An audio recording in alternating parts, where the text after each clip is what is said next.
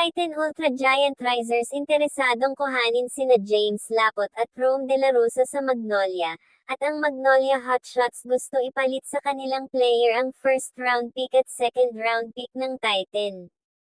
Wala pang official na trade announcement ngayon between Titan Ultra Giant Risers at Magnolia Hotshots para kay James Lapot at Rome De La Rosa kapalit ng first at second round pick ng Titan sa Season 51. Pero base sa mga chismis at analysis na lumabas online, ito yung breakdown.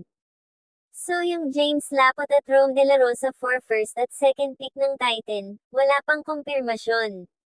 Rumor pa lang, pero kung sakaling matuloy. Para kay Titan Ultra Giant Risers, kailangan nila ng size. Si James Lapot 6'10" center na hindi basta-basta napapalitan, konti lang minutes niya sa Magnolia na may 12 minutes per game, pero pag binigyan ng consistent minutes pwede maging focal point sa paint.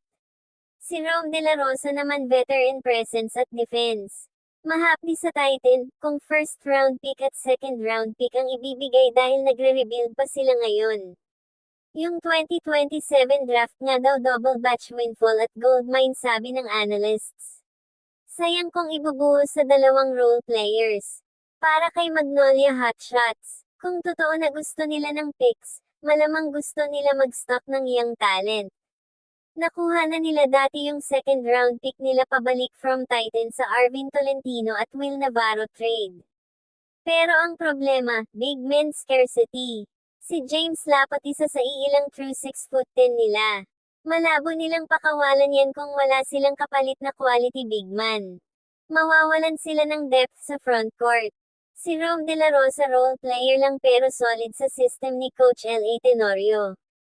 Kung ako sa Titan, pag-iisipan ko ng 10 times bago ibigay ang first at second pick para kay James Lapot at Rome De La Rosa. Okay yung fit, pero mas kailangan nila ng franchise cornerstone sa draft kaysa sa dalawang veterano.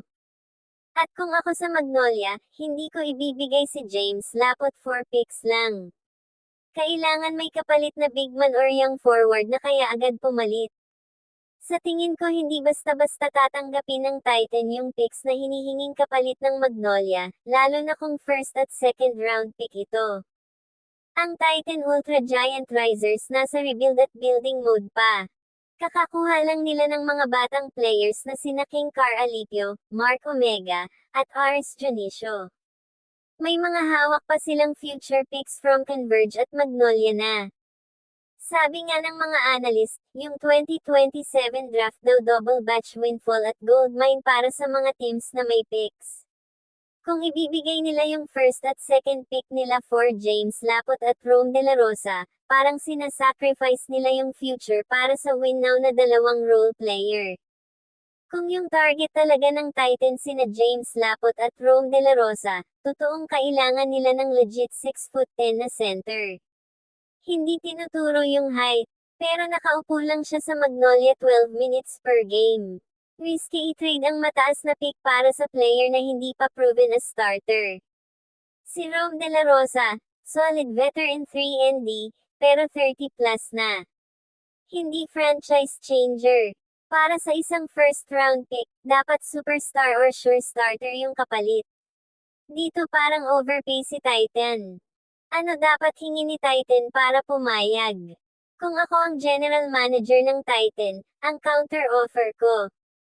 Kung ibibigay ng Titan ang kanilang first at second pick, at ang gustong ipalit para sa Titan ay sina James Lapot at Rome De La Rosa plus young player or protected pick pabalik, o di kaya. Ang gusto ng Titan ay James Lapot at isang mas batang core piece ng Magnolia, hindi lang si Rome De La Rosa. Dahil kung hindi, mas okay pa sa Titan ituloy na lang yung rebuild at gamitin yung picks nila. Tatanggapin lang nila kung sobrang desperate na sila sa size ngayon at feeling nila contender agad with James Lapot. Pero kung long term ang plano nila, mas pipiliin nila ikip yung picks. Mas mahalaga yung you cannot teach height, pero mas hindi rin tinuturo yung franchise player from the draft. Ikaw, kung ikaw general manager ng Titan papayag ka. Para sa akin, dapat may dagdag pa si Magnolia bukod sa James Lapot at Rome De La Rosa para maging fair trade. Sa tingin mo, sino mas lamang kung matuloy? Para sa akin, Magnolia pa rin kasi sila yung may hawak ng scarce asset at yung height ni James Lapot.